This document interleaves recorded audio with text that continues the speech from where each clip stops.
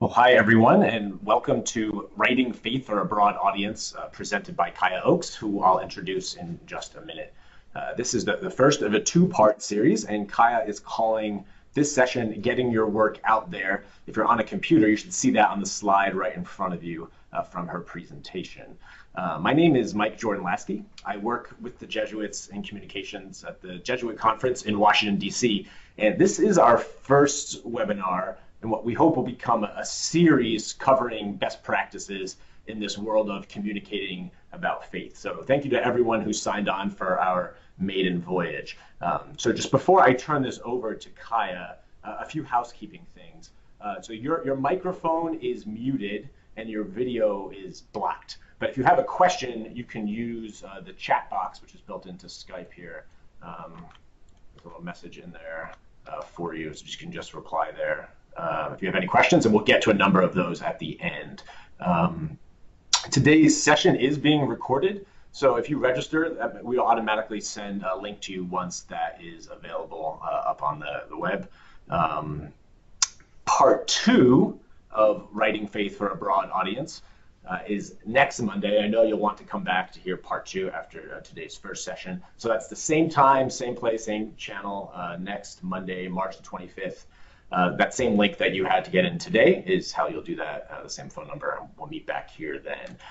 So I think that's it. The details, again, if you have any specific questions, you can drop the notes there in the chat box or reply to the email you got when you registered, and we'll be in touch with you. So for now, though, I'm just excited to introduce Kaya. When we first had the idea to sponsor these webinars, Kaya was right at the top of the list of people around the country to get us started. So really excited that she said yes to kicking this off for us. And if you've ever read her stuff, you know why we wanted her to get this started. She is insightful and witty and faith-filled and human, and has this ability to somehow be both like lightly snarky and like warmly sincere at the same time. I don't know how she pulls that off. She's also a master writing teacher, and she teaches nonfiction writing at University of California at Berkeley. She is the author of 4 books, including Radical Reinvention and Unlikely Return to the Catholic Church, and The Nuns Are All Right, and that's nuns, N-O-N-E-S, a new generation of seekers, believers, and those in between. Her writing has appeared in America, Commonweal, Slate, The New Republic, Foreign Policy, The Guardian, and many others. She was born and raised in Oakland, California, where she still lives. I was going through some of her stuff before getting ready for this today, and I found one of her essays from America magazine from a few years ago about when she was a godmother for a friend of hers coming into the Catholic Church who was just a few years younger than her, so a very different than usual God-parent, God-child relationship. I just wanted to read these paragraphs, which to me stand out as someone, again, who's able to take her faith experience, articulate it, and then make it applicable and universal, I think, to more than just the people in the story that apply to all of us. So here, just a quick snippet from that piece before we'll get Kaya on. This comes right from the night that her friend was baptized at the Easter Vigil. 3 pitchers of shockingly cold water were poured over my friend's head at the Easter Vigil while she stood shivering in a stone pool. God found her in that moment, and I stood by with a towel and her glasses in my hand. I understood then that godparents don't have to be perfect. We don't even have to be guides. We just have to be present when it matters most. Walking in companionship with someone on a quest very few adults undertake is humbling, simply because we become witnesses to a person taking a massive risk, the risk of opening herself up to faith. That my goddaughter was willing to stand soaking wet, shivering, and surrounded by strangers meant that she was also willing to be found by God. As I stood with her, any skepticism and torpor I felt about religion became irrelevant for that moment. Standing with her meant that in that moment, God also found me. So without any further ado, I'm happy to turn things over to Kaya Oakes. Hello. Hi, everyone. So hopefully you can hear me and see me okay. Mike, is this working okay? Yep, sounds great. Great. Good morning, everyone. So I see 72 people, and the advantage of doing this online is it's not like when I'm in class, and I can actually watch my students walking out on occasion. So if any of you have to go, I won't take it personally. But I'm so glad that you're here, and I'm just really grateful to Mike and to the Jesuits for all that they do and for inviting me to do this session today. So in addition to being able to ask questions in the chat on your left, it's on my left on my Skype, I also will be happy to answer questions later on Twitter. And somebody will be checking the @JesuitNews Twitter for questions there as well. I'll try to catch up with whatever questions that you have, and then we're going to use that hashtag there, writing faith, if you would like to use it. Okay, so what are we here to talk about today? Is the question of why do we want to write about faith and religion and spirituality for a broader public? And when we talk about a broader public, maybe we should start by defining what we mean by that. So a broader public is people outside of your local community or your institution. So whether you work for a school or a religious institution, or whether you work for a business, writing to an audience that is larger than the people immediately in your sphere. So that's the broader public. But a broader public can also be a national public or an international public, depending on the publications that you're interested in writing for. So there's a few things to think about here that I've written down for you. There's a lot of reasons to write about religion for a broader public, and particularly in 2019, some of the questions that we're facing in the USA about religious literacy and the role of religion in our society are questions that we can answer as writers. So writing about religion gives us more opportunities to make the case for religion and theology being part of the public conversation.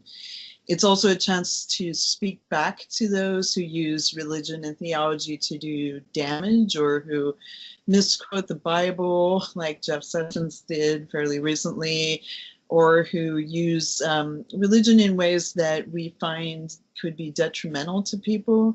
And so writing about it is an opportunity to speak back to people who are doing it in ways that are detrimental. It's also a chance to raise the profile of your institution, whether that's, again, a school, or your religious denomination, or your local church, or your community, your city, etc. I've been really lucky to be able to report on and write from Oakland, California, where I live and where I'm speaking to you from, which is not a city that gets a lot of national attention unless the Warriors are winning championships, and they're leaving for San Francisco anyway. So it's a chance for me to put Oakland into the national conversation when I get the opportunity to do that. And then primarily the reason that we want to write about religion is because it's a way of entering the conversation. Writing is really a conversation between us and readers, and whether that's one person, 50, 100, 1,000, 100,000, or more than that, it's a chance to connect with people and a chance to open up people's eyes to different experiences and to share points of view that they might not normally encounter. So I'm assuming since you're here today, you're already interested in doing this, but I wanted to put those points out there because I know some of you may be academics and some of you may be people who don't feel very experienced as people who write for this kind of broader audience. And I want to walk you through today some of the initial steps you can take to learn to talk to editors and to put your ideas out there. And then next week, we're going to focus on the actual craft and process of writing essays. So we're really focusing on nonfiction and essays. And I just want to put in a plug here because I teach nonfiction writing. That nonfiction writing is probably one of the most important genres of writing today, and that 3/4 of the books on the New York Times bestseller list are nonfiction books. So nonfiction and essays and personal essays and op-eds and reported essays are really important right now. So if you've come from an academic background, or if you have a college degree, you're used to, or a graduate degree, you're used to writing for a scholarly audience. And a scholarly audience is one where you have to use a lot of jargon and insider language. And people who are part of religions tend to also use a lot of jargon and insider language too. I was recently giving a presentation to the faculty at the Graduate Theological Union here in Berkeley, and they were talking about things like ecclesiology and pneumatology, and I said, you know, the average reader of the Washington Post has no idea of what you're talking about. And so that's an issue of what we call discourse. So are you speaking in the language of a wider audience, or are you speaking in the language of an insider audience? So if you're hoping to write for religious publications, that could be magazines like Sojourners or Tikkun, or America Magazine, of course, or Commonweal. But the thing is that those publications are going to have more insider knowledge of religion, but that doesn't mean that they're scholarly. So in other words, you've got to think again about broadening the conversation. So the most challenging audiences to write about religion for are secular audiences for several reasons. Primarily because as religion writers, we have to be religious translators. As you probably know, in the generations of millennials and Gen X, up to 50% of people are religious nuns, N-O-N-E-S, and that means that they don't participate in organized religion. So what that means is that you're writing to people who don't necessarily dislike religion, but they just don't participate in it. So again, we have to translate things like religious experiences, religious dogma, religious beliefs to people who don't have a lot of experience with those things. But, and this is where I always think that it's actually a great opportunity, secular audiences may be the best chance that we have to move the needle in national conversations.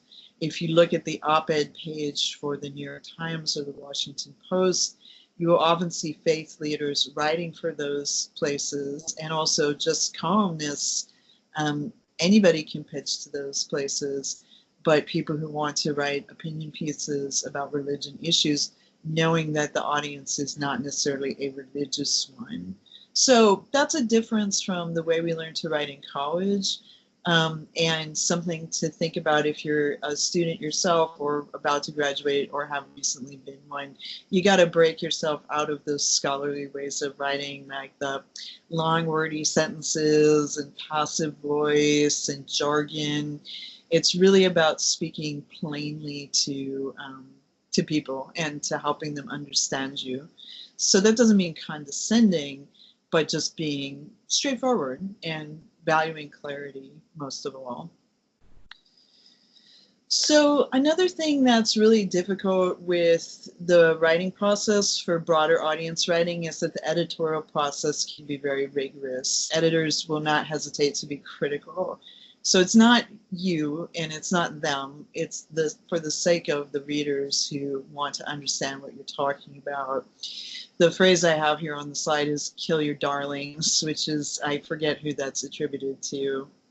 Oh dear, I forgot to cite that one. I'm sure somebody can Google that for me. But it's a phrase we use in writing to talk about just because you think a sentence is beautiful or wonderful, that doesn't mean that it actually is. And somebody just asked if that's a quote from Anne Lamott, and I think it's actually older than that. It might be Raymond Chandler. So I think we're going back a little bit further in time. But you have to get used to the kind of feedback that editors are going to give you. So if I write an essay and I think it's beautiful and wonderful, the editor is going to cut or suggest cutting 50% of what I think is beautiful and wonderful. So we have to practice a kind of ego death and like a kind of humility. And that's actually really, really good for us as writers to do, because the more we can learn to take constructive criticism from editors, the better we become at our jobs.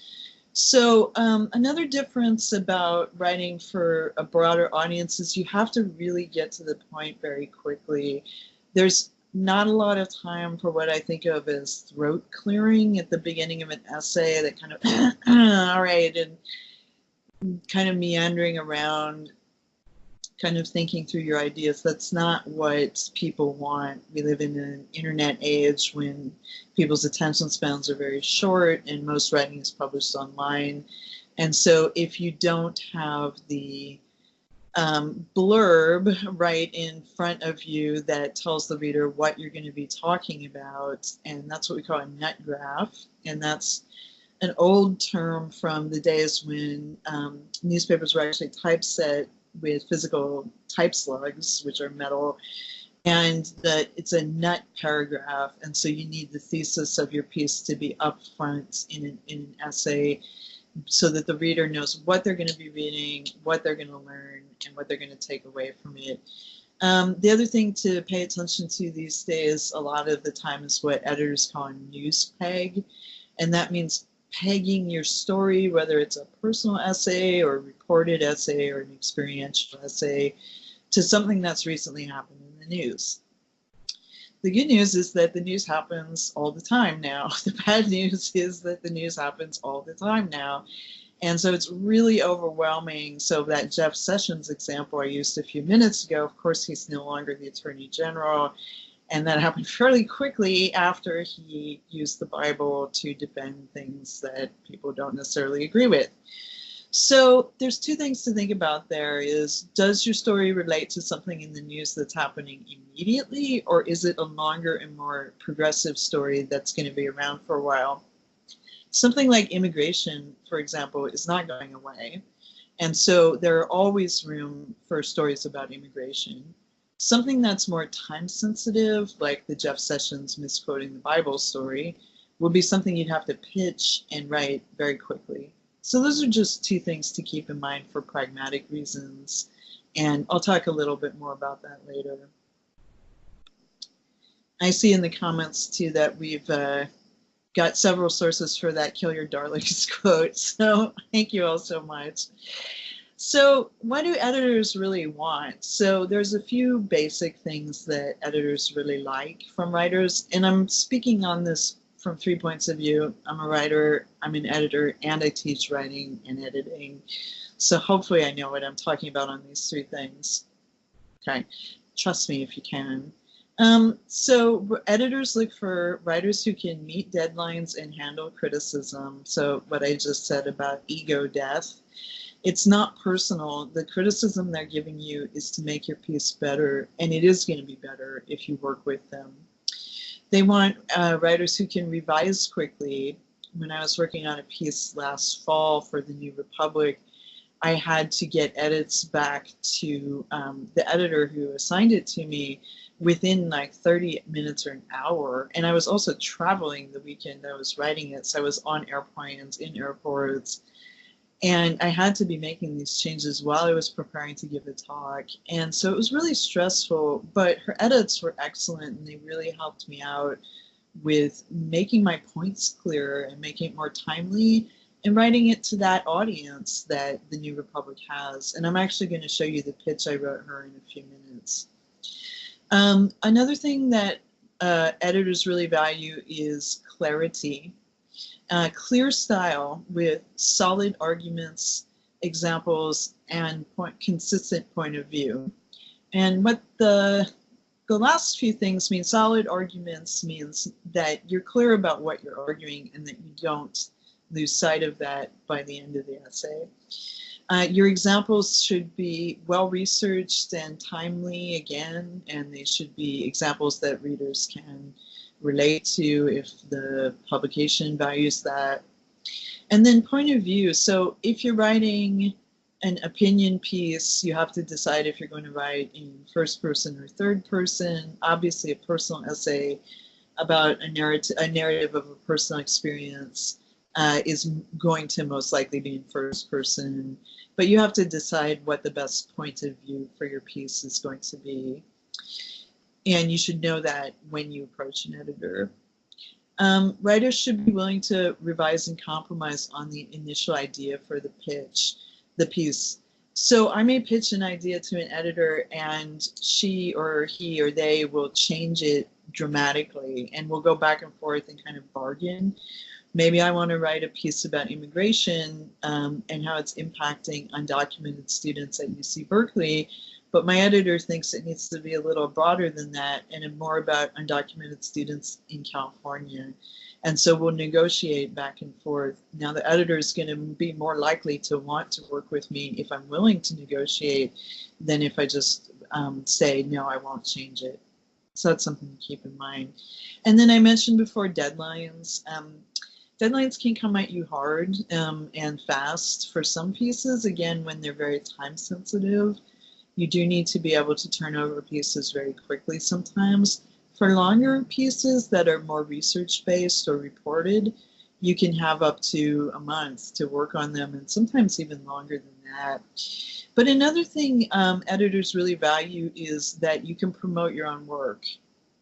And this is where we get into the idea of what we call platform, and that you need to be able to use social media. Publications usually have somebody on staff who mans the social media, but it's your responsibility to be retweeting and sharing on Facebook and promoting your articles. And so it really does become a job, that part of writing.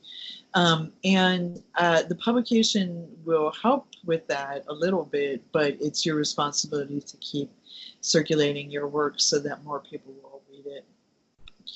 So let's talk a little bit about actually pitching your work. And when we talk about pitching, this is what we do when we approach editors about writing a piece. And I want to thank Evan Derkach and Lisa Webster from Religion Dispatches, who I write for and have been wonderful editors to work with and helped me with some of the ideas, helped expose me to some of the ideas you're about to see.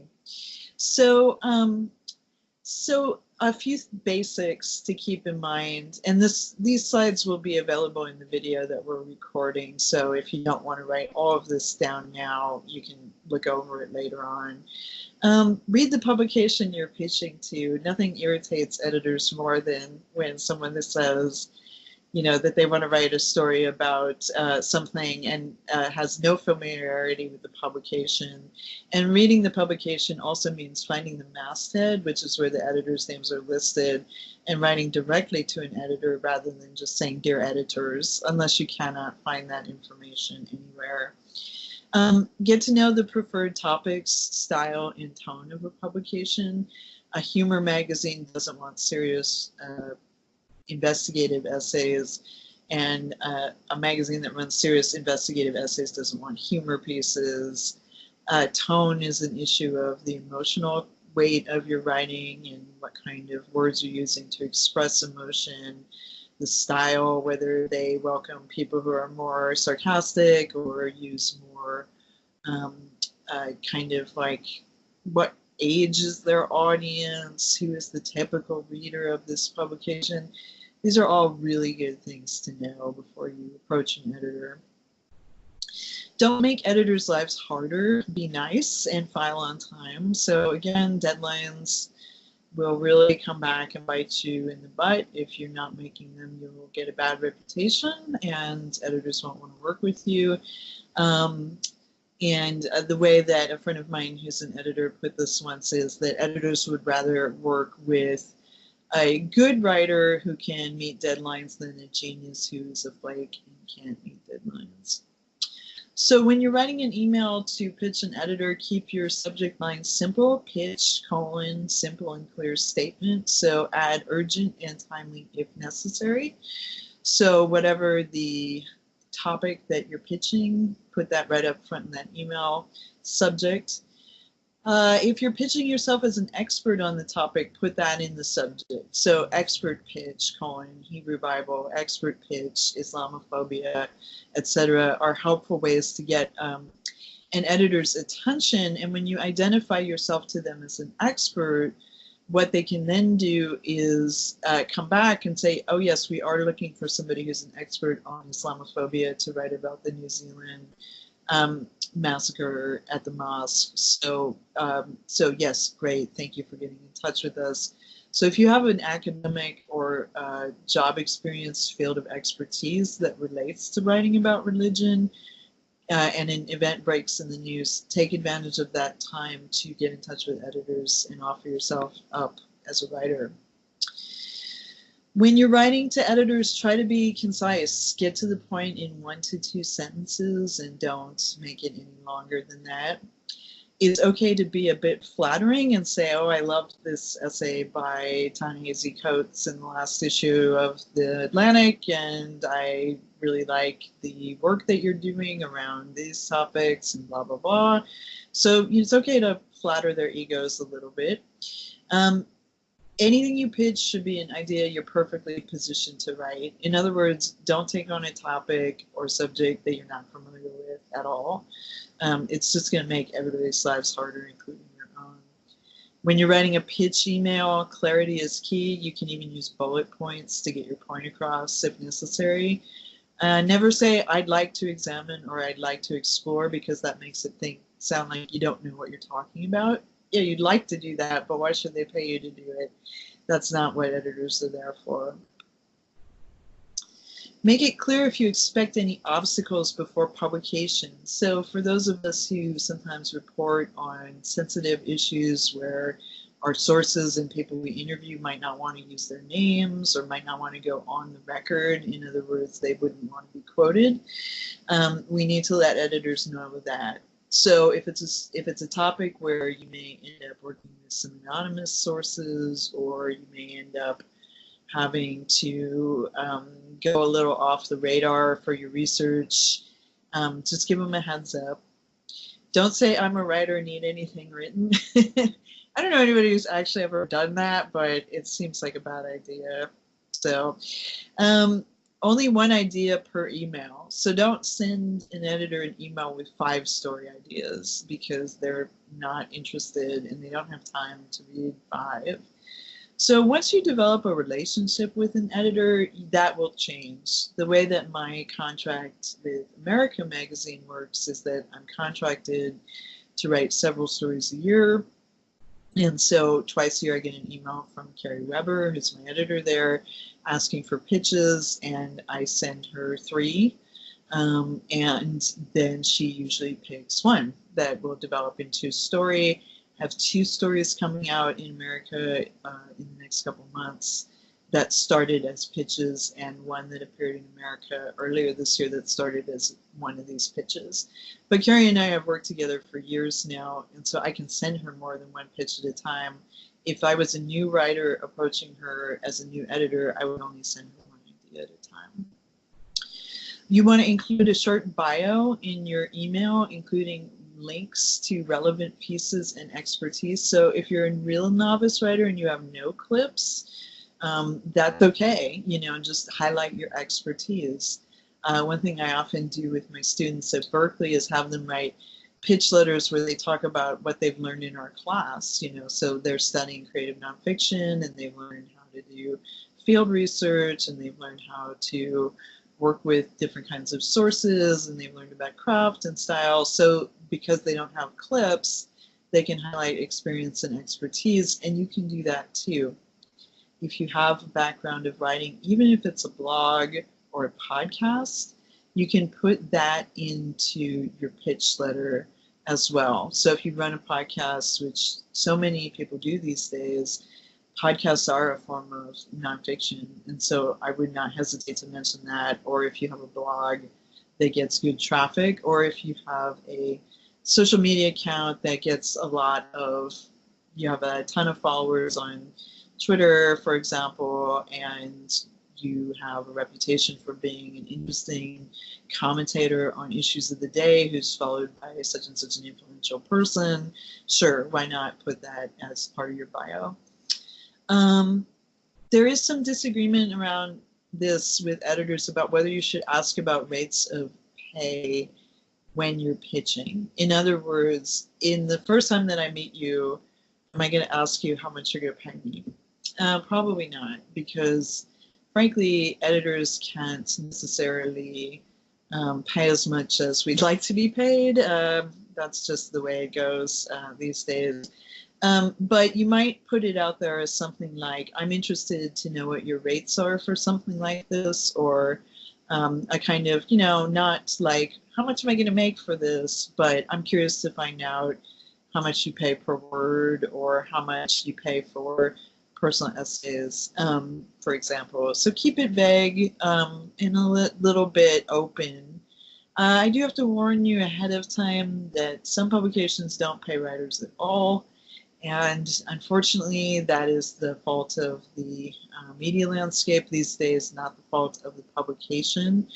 Ad rates have gone down. We know lots of newspapers and magazines have closed. And so things like websites cannot always pay you. But if it's a widely read website, it can get you experience and clips and eyeballs on your work. And that's super helpful to building up your career. When I began writing about religion, before I was a religion writer, I was a music journalist, so I had no experience writing about religion whatsoever. And I began by writing for this website called Killing the Buddha, which is still active. And I just started writing for them, and they didn't pay me, and it wasn't their fault, but they're a nonprofit started by the writer Jeff Charlotte and the writer Peter Manso. And so I was writing for them for a year or two, and that got the attention of America and Commonwealth, and then I began to write for other places too. So yeah, so getting paid is tough, but it's okay to kind of like put that out there.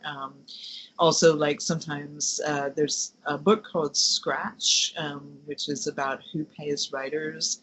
That could be a really helpful resource for some of you. It's written by a woman named Manjula Martin, Manjula, last name Martin, and the book is called Scratch, and so check that out.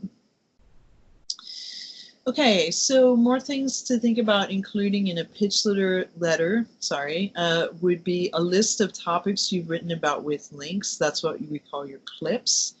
You can also use sites like Muckrack or Contently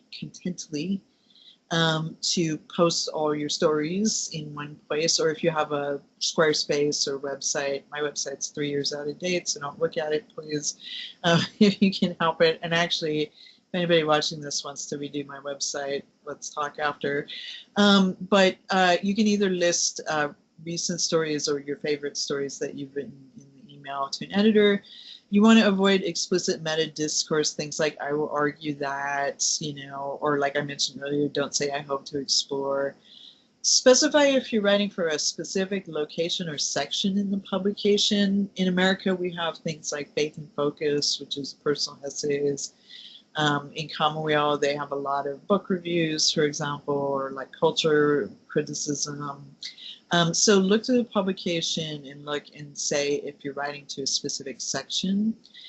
A good framing idea for cold pitches, and cold pitches are the first time you've ever contacted an editor and you've never worked with this person before, is to take the idea of, I'm really interested in this, or did you ever notice this, and translate that into a pitch. In other words, you want to help them to understand why you're curious about an issue so that they can become curious about that issue as well. For personal essays, it varies, but in many publications, they will ask for you to turn in the whole essay rather than to pitch. So pitches are more for reported pieces or investigative or opinion pieces. And for personal experience, narrative essays, editors tend to want to see the whole thing. And so keep that in mind when you're thinking about writing about your own experiences. That essay of mine that Mike read from at the beginning about the Godparents essay, which you can read at American Magazine, I actually did pitch that and then write it. But again, that's because I have a working relationship with them. As a novice writer, when my second book, sorry, I lost track there for a second. When my third book was coming out, which is called Radical Reinvention, it came out a few years ago, I wanted to have excerpts of it published, and it's a memoir, And so I sent excerpts, like chapters of it, out to different magazines, and said, would you be interested? And it ended up being published in Commonweal. I'm now going to show you a few of my own pitches. And again, these are for you to just think about. I wouldn't say, obviously, don't copy and paste if you can help yourself. But what we're going to do is I'll just walk you through them, and then we'll have some time to answer some of these questions that I see on the side, or any other questions that you're thinking about as we're going through this. Okay, so let's look at some samples. So I used to write for the website On Being, which is Krista Tippett's very well-known podcast. I may write for them again in the future. They've recently revamped their website and have less writing and more podcasts, and that's fine. But Editor X, whose name I'm not putting on here, contacted me because I was in fact having a conversation on Twitter with another writer about the book Brothers Karamazov. And of all things, this editor said what I was saying about that book having to do with the spirituality of complaining.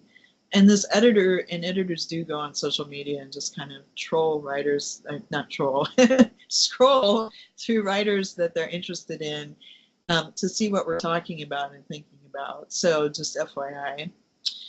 So as you can see, it says here, I'm just following up on our Twitter conversation about writing a piece for On Being about the spirituality of complaining.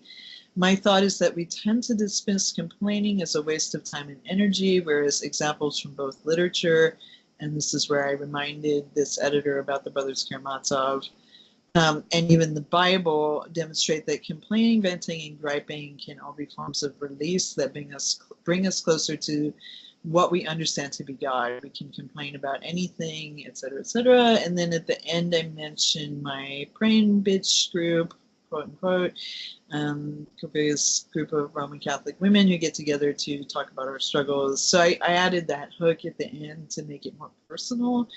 So it's not just this dry essay about the Brothers Karamazov, right? So, and the editor really liked that idea of combining this kind of literary examination with the personal, and so I ended up writing that piece, and it's still up on the On Being site, so you're welcome to read it.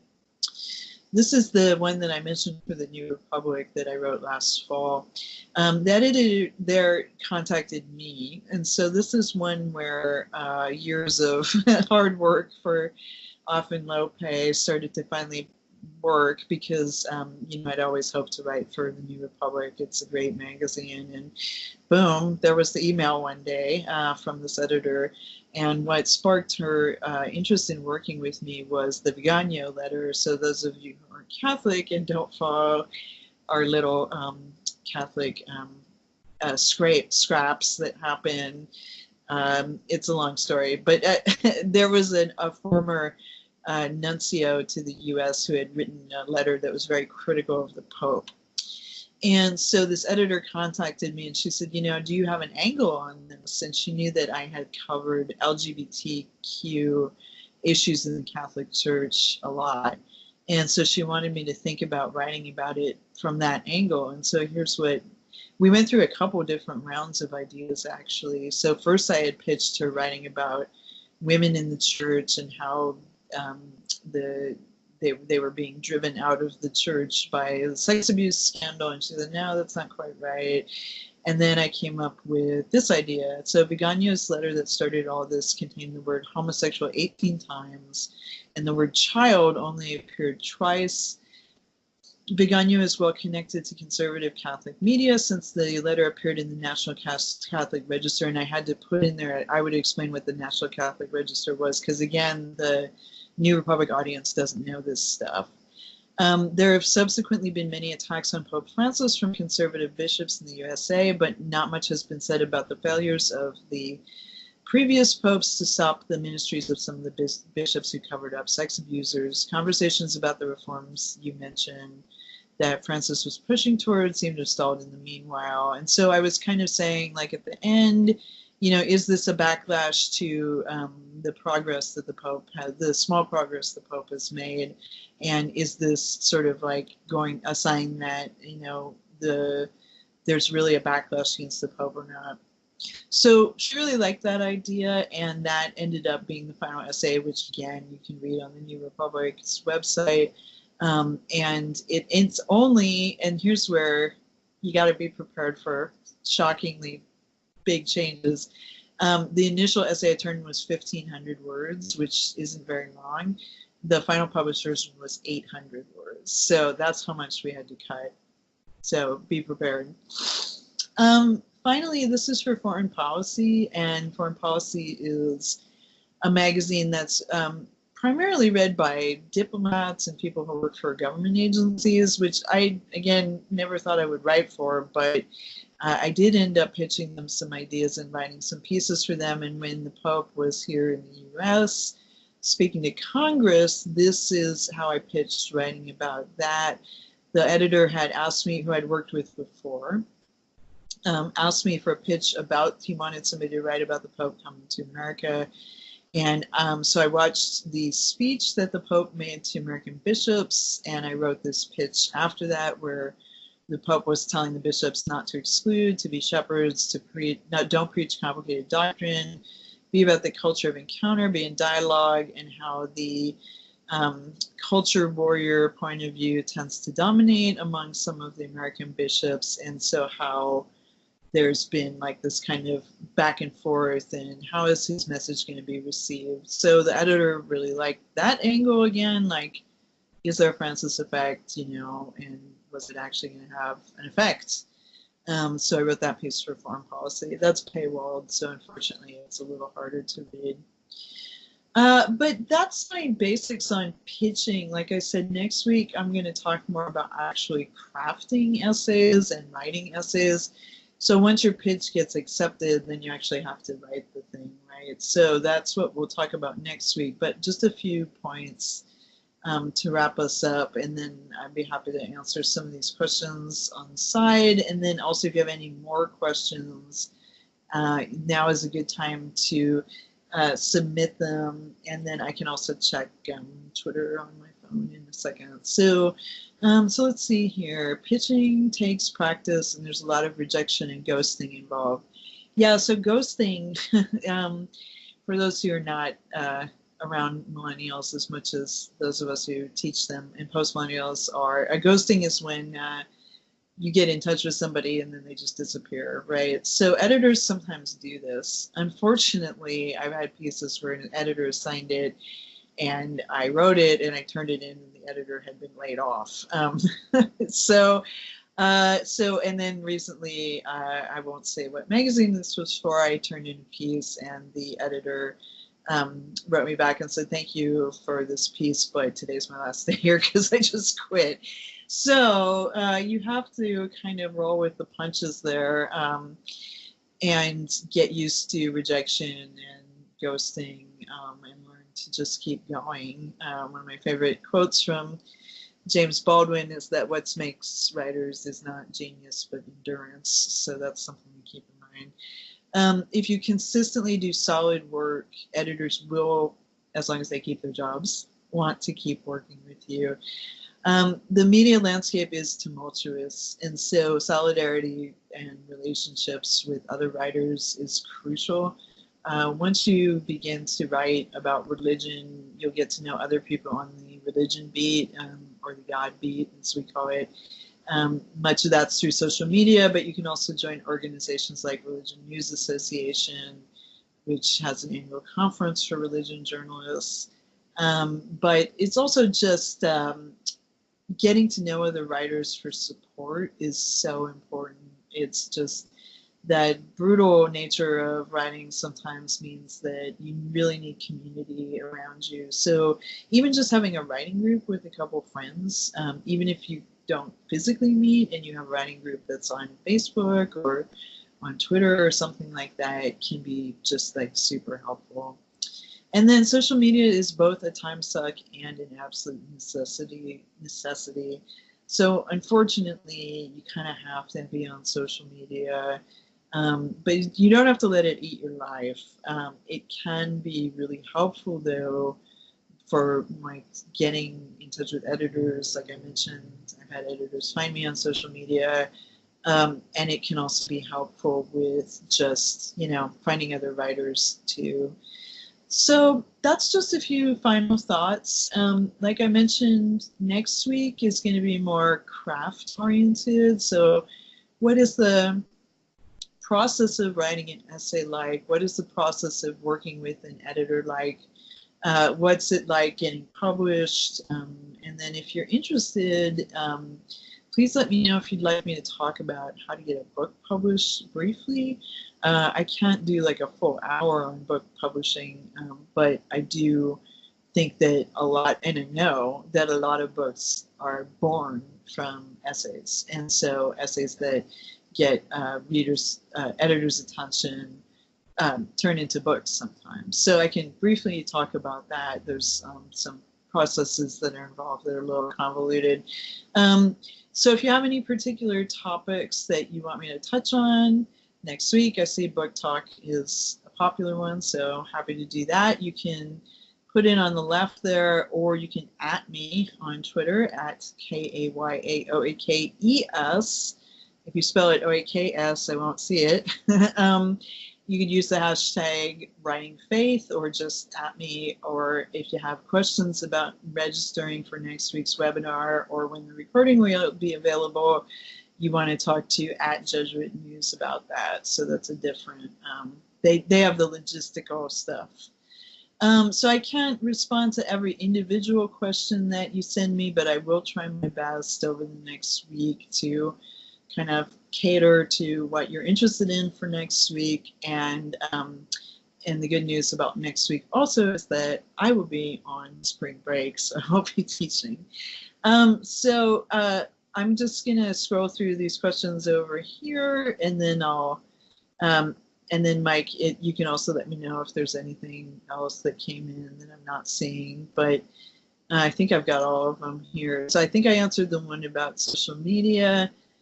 If your clips are older and you've been away from writing for a while, good for you, first of all. Welcome back. And I think that's awesome that you're trying to get back into it. I think it's fine if your clips are older. Just keep your pitches recent, you know what I'm saying? You may want to also, if you haven't been out of writing for a while, do something like starting a blog or writing for some of those websites that don't pay, just to build up some clips in the meantime. Is it really detrimental if you don't have a long social media history or large following, or you're new to social media? Not really. I said that most writers are on social media, but honestly, like Ta-Nehisi Coates quit Twitter and he's really famous. So not everybody has to be on it. I think it's just a matter of like being a good citizen, just like anything else, and using your platform when you have one, not just to promote your own work, but to promote other people. I get asked a lot through social media to mentor people, and unfortunately, I wish I could do that for every single person who reaches out to me. But what I can do is things like this, or sending that pitching guide I just showed you around. And I consider that to be just good writing citizenship and being a good person in the writing world. So yeah, we'll talk about book. It looks like people are interested in book publishing. And then somebody asked if being Canadian is an obstacle to pitching to American publications. Not at all. At American Magazine, we have a wonderful Toronto correspondent, Dean Detloff. So I think people are really interested in international points of view right now too. We live in a global society, so like so if you're in New Zealand and this horrible incident that just happened there, people want to hear from people in New Zealand right now. So if you're Canadian, I don't think people really, I think they want to hear your point of view. It doesn't really matter where you live. Michael, hello. I know you asked about, should you have a separate social media account for writing versus personal? Well, I do, and I keep it that way just because the stuff I want to talk to my friends and family about is not like my latest article, right? I want to talk to them about my life, and so I keep an author page on Facebook, and then I have a very locked down. I don't add anybody as friends unless I actually know them. Personal page. And with Twitter, I also tend to kind of every now and then I start writing about life or just random thoughts about things on Twitter, but I usually end up deleting those tweets because I think Twitter is more for work than for me to communicate with people in a friendly way, although I will get lured into conversations there. So go ahead and we'll talk on Twitter if you want. Do I have hints for effectively promoting a new blog? Blogs. Well, one hint, Gretchen, is to turn your blog into a newsletter instead of a blog, maybe, because if you have both a newsletter and a blog, you can kind of go back and forth. And for those of you who don't do the newsletter thing, there's things like TinyLetter that are really easy to use, or a lot of people are using Substack. But what you can do is newsletter signups can help get more eyes on your blog, and vice versa. Your blog can get people to newsletter. Some people prefer the newsletter because it comes directly to them. So that's just, something to keep in mind. Are pitch links pretty standard? Yes. Don't write more than a paragraph. If it's a cold pitch and you've never worked with this editor before, you do want to keep it like just a few sentences, because editors don't want like your whole essay in the email unless it's a personal essay. Question from Twitter: who are my favorite Twitter follows in the religion writing sphere? Oh boy, I get to look at my phone because I'm not going to remember all of them. So like religion journalism and religion writing, one of the things I love about doing it is that some of the most amazing people doing it are women. So first of all, and so I feel very surrounded by, and like I consider some of these people to be role models of mine. Elizabeth Diaz at the New York Times, Rachel Zoll at AP, at the Washington Post, Michelle Borstein, at America Magazine, my editors Carrie Weber and Olga Seguera, Ashley McInnes and Eloise Blondo. At The Atlantic, Emma Green is a wonderful writer. And also in terms of people who are like personalities who also write, who are kind of religious personalities, of course, Jim Martin, the Jesuit. You guys all know him from the Stephen Colbert Show. So he's a fun follow on social media because he's always saying interesting things. Rabbi Danya Rutberg, who is a rabbi and a writer. She's a wonderful writer. She's a young rabbi, and so I really like following her. And I think there's also just a ton of people. I used to keep a list on Twitter, but it's not very recent. But if you go to Twitter and you just look at who I am following, you can see on there like some of the religion writers that I really like. And yeah, so I just feel free to scroll through in there. I'm also following a lot of my students who became writers, which I think is totally awesome. So there you go. Question here about should you keep to one aspect of religion and theology? If you do feminist theology, should you only post about that? Yeah, that's a really good question, Jennifer. I think that it's less about staying in your lane than developing a beat.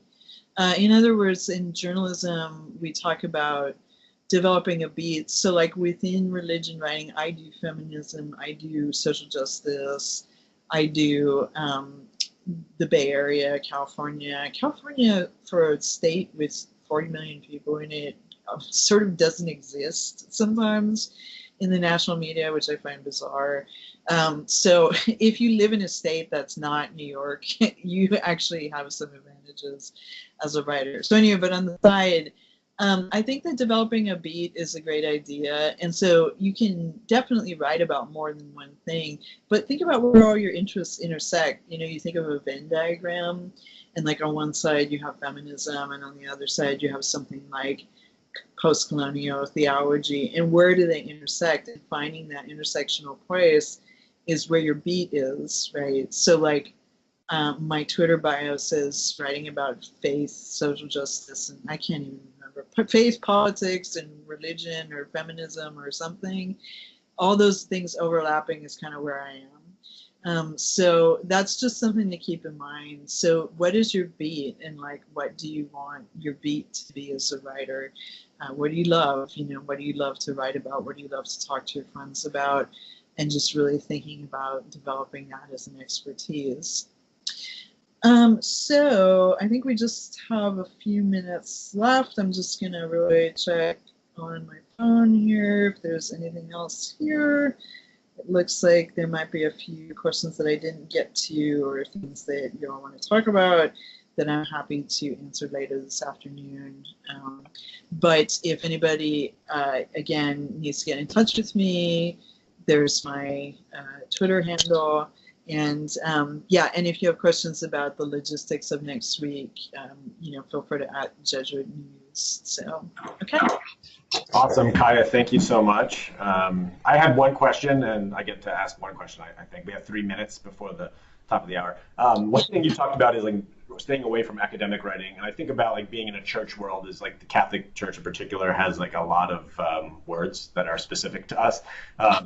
And so and you're talking about connecting with editors at places that are not necessarily religious or Catholic, how do you like, what are any tips for talking about religion in a way that's accessible to those editors who might not have that same background?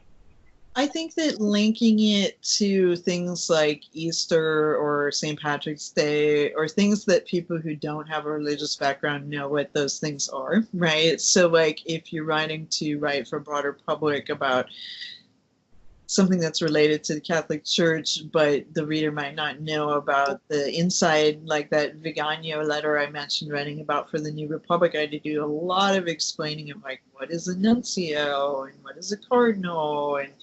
And so again, try to link it to issues so while a lot of readers who read the New Republic didn't know who Viganio was, they knew that somebody had written this letter that was very critical of the Pope because it had been covered in the New York Times and the Washington Post. So I think just backing up outside of your bubble and kind of thinking about what people know and what they don't know.